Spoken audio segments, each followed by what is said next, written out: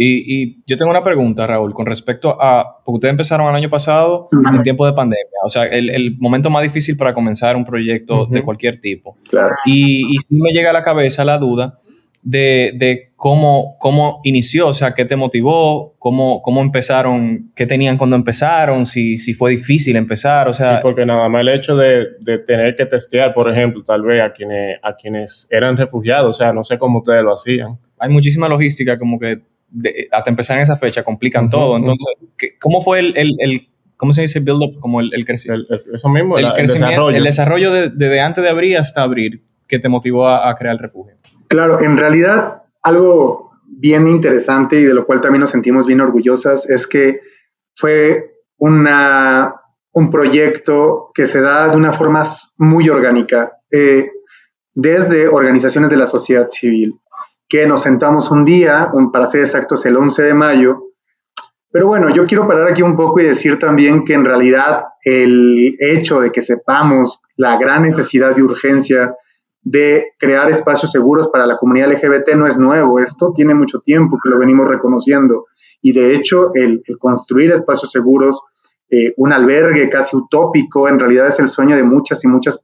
personas que hacemos algún tipo de activismo social relacionado justo a la diversidad sexual. Más bien, el marco de la pandemia nos obligó y nos llevó a dar el siguiente paso de una forma súper orgánica, como lo decía ya, porque un grupo de organizaciones civiles, activistas sociales, voluntades políticas, junto con mi compañera Lucía Riojas, que también es en este momento congresista federal acá en nuestro país, sin partido político, pues nos sentamos el día 11 de mayo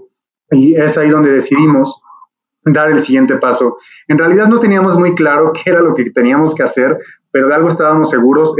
tenemos que activarnos porque realmente nadie está pensando en las poblaciones históricamente vulneradas como personas migrantes, como personas que ejercen el trabajo sexual, como personas LGBTIQ+,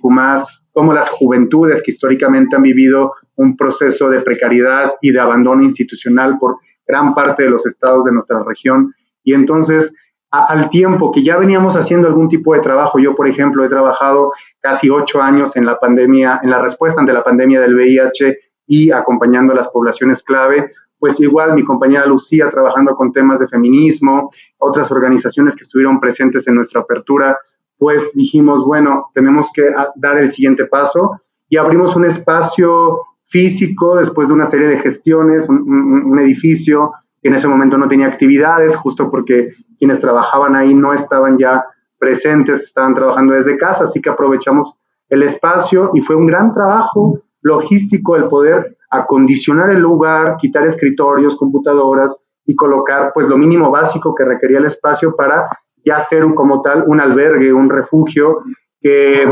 en principio no tenía como una estructura de modelo, sino por eso es a lo que me refiero con algo súper orgánico y que desde el día 1 que abrimos nosotros empezamos a recibir a un montón de personas solicitantes, personas que ya estaban casi en situación de calle o ya estaban en la calle, ¿no? O que ya estaban con una insostenibilidad en la convivencia diaria con sus familiares o con las personas agresoras con las que estaban viviendo. Entonces, así es como abrimos las puertas un 13 de mayo, 2 días después de haberlo decidido, y ese mismo día, el día que abrimos las puertas, llegaron las primeras 3 personas solicitantes de refugio. Al paso de las semanas, siguieron llegando otras solicitudes, pero también nosotros lanzamos un comunicado de prensa, una serie de actividades en redes sociales, en medios, pues para visibilizar esta realidad que nadie estaba hablando y también para hacer un llamado a la solidaridad para que nos llevaran artículos de higiene personal, artículos de sanitización, alimentos no perecederos, etcétera, ¿no? Así es como abrimos el espacio, sin ningún financiamiento gubernamental, sin ningún fondo que ya tuviéramos, sino fue comenzar completamente de cero y pensándolo también como un proyecto temporal, porque bueno, acá en México se decía que por ahí de mayo, junio sería el pico de la pandemia, mentira, pero bueno, ahí nos preparábamos para eso y decíamos, bueno, por junio, julio ya podemos estar cerrando este proyecto temporal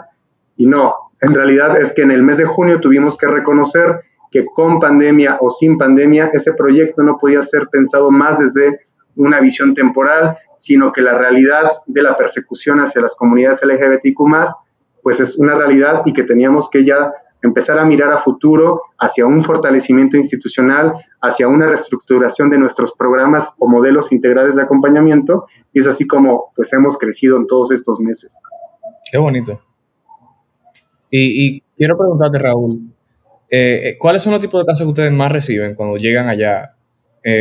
Porque tú mencionaste muchísimas situaciones en las que podría una persona caer en vulnerabilidad, pero ¿hay un caso más recurrente que tú entiendas que ha llegado a ustedes? Ha sido muy cambiante y eso también es un indicador muy importante para la organización, porque en principio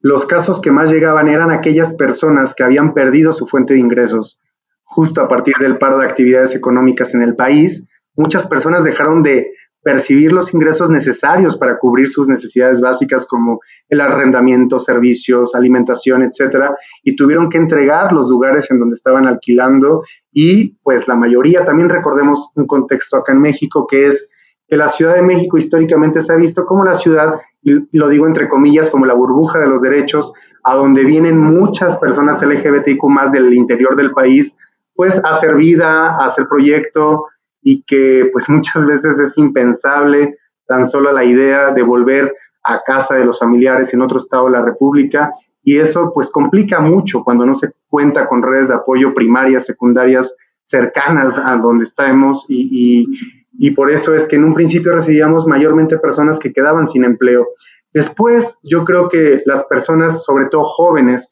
entre 20 y 29 años de edad, que salían del closet o les obligaban a salir del closet o simplemente la relación familiar ya estaba muy fracturada y las violencias como lesbotransfóbicas se estaban incrementando en casa. Hogar, donde se supondría que es un lugar de amor y cuidado, pues la realidad es que muchas veces se convierte en un infierno.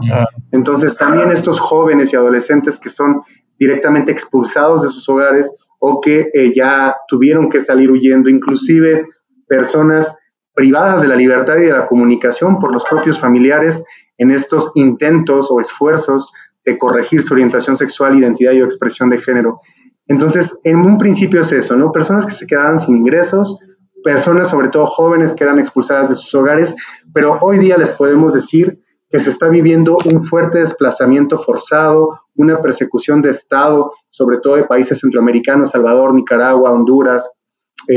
Guatemala, que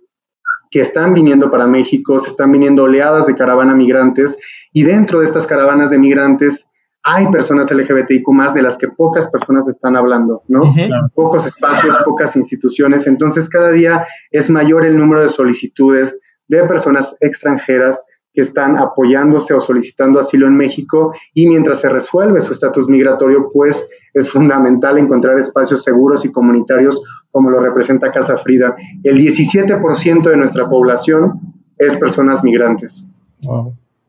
Perfecto, wow, qué bueno.